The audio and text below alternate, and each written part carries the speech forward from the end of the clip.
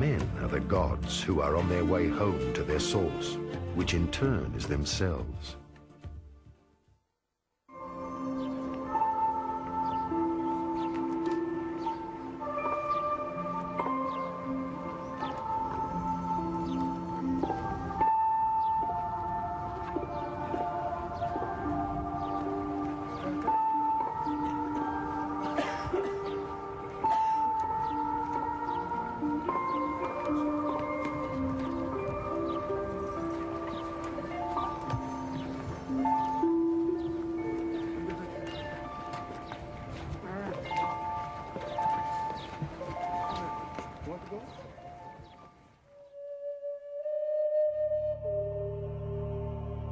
The secret of the inner earth.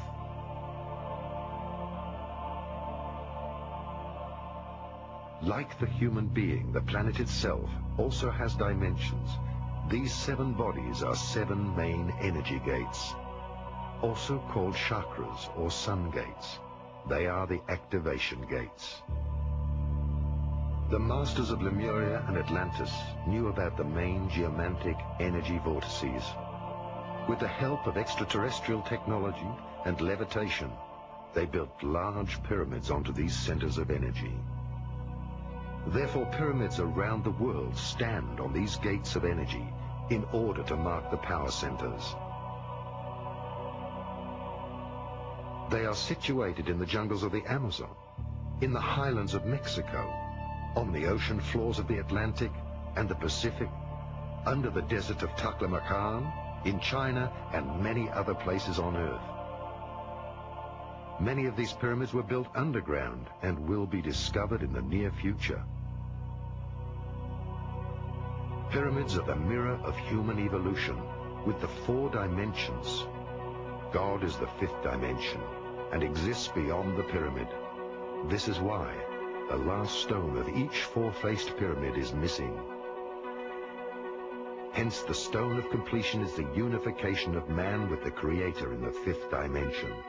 That is the reason why human beings have 5 fingers. They are created for the 5th dimension.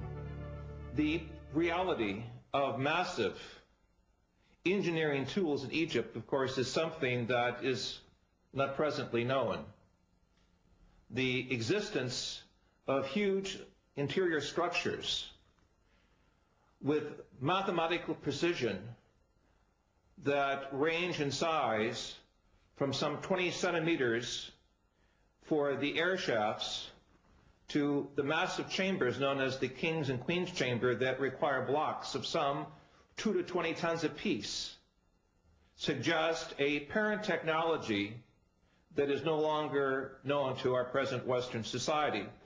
When the documentary Mysteries of the Sphinx was being made, the engineers asked themselves, how could these massive blocks be moved into position? It was obvious from special consultants who were moving upwards of 200 tons that there was no present technology that could take these very large, massive blocks from the quarries and move them up some 480 feet above the surface of the earth unless there was a superior parent technology. In talking with specialists in hypersonic vibrations in New York and Chicago, it was suggested that a type of vibratory source, perhaps a quarter of a mile in length, would have to be necessary as some airborne platform that would require the vibratory mechanisms necessary to move these large blocks into place. Certainly, our use of certain sound techniques inside the chambers show that the Great Pyramid is a type of vibratory laser, and if it can be activated properly, in my interpretation, could allow us to understand how certain sound structures can move massive blocks of stone. The high priests used the pyramids as initiation temples because the energy inside the pyramids was so powerful that students or neophytes, through meditation, were carried into a different dimension of consciousness. The student, with his physical body and senses, was moved into a higher world. Thus he could perceive the spiritual world. Until this very day, another great secret remains. The pyramids were used as natural doors of dimension gates, as openings and doors leading to the inner earth.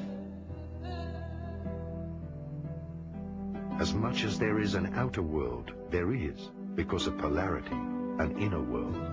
In other words, the earth is hollow. As things are on a small scale, so they are on a large scale. Hermes Trismegistos taught that everything in the universe is set up according to the same organizational plan. One could say that the Earth is like a huge atom, hollow inside, with a nucleus at the center which represents the inner sun. Just as we humans do not see the outer curve of the globe, one is not able to perceive the inner curve when entering Hypereia, the legendary lost crystal cities of Agartha.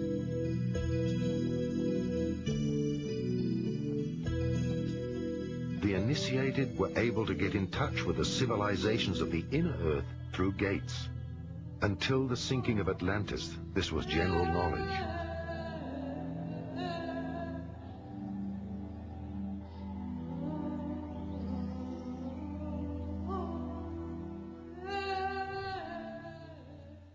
Plato in his book, the Timaeus, speaks about an earlier civilization, a race of godlike beings, at least 9,000 years before the time of the peoples of Athens.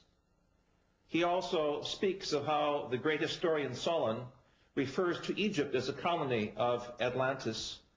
It is clear from evidences we have recently made in Mesoamerica, specifically in Guatemala, with the ancient canal system that we have uncovered through remote sensing radar, that it was there in Central America where north and south tectonic plates meet, where there are great statues called the Atlans, that there was indeed some type of civilization that could be called Atlantean. Clearly the evidence is in Egypt of great structures beneath the sands of Giza, as well as the evidences of great structures beneath Gobi in the Far East, suggest that Atlantean models of higher intelligence were over the earth at a much earlier historic period, suggesting that Atlantis was a type of civilization rather than a specific place of people, technology, worship, and belief. Where is the entrance to the inner earth? My feeling is that these are openings several hundred kilometers wide, not more than that. One on the North Pole, one on the South Pole. They may exist in a different dimension.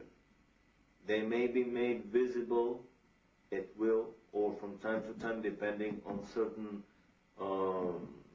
cosmic and terrestrial conditions.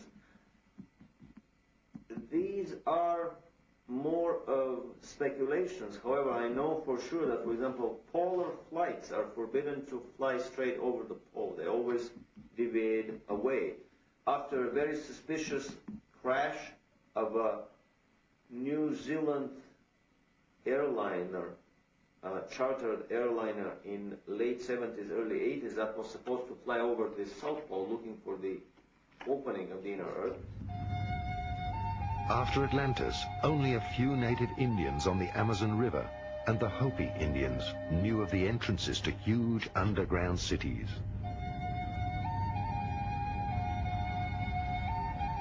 They reported that shortly before the cyclical end of humankind, the seed for the next humankind was brought to safety in the inner earth by human beings with white and bluish skin and golden angelic hair, who traveled in flying saucers from the inner earth. Last century, various scientists searched for the pole openings. Accordingly, the South Pole is supposed to be the head chakra of the Earth and have an enormous pole opening. The North Pole would be the root chakra. During this century, two great efforts were made to find these pole openings and to make contact with the extraterrestrial races who built the underground cities within the Earth. The first expedition was led by Admiral Byrd before the Second World War. The second was carried out by the secret Tula organization, which pulled the strings behind the Nazis. Both expeditions were successful. Byrd discovered the pole openings during an expedition for the USA.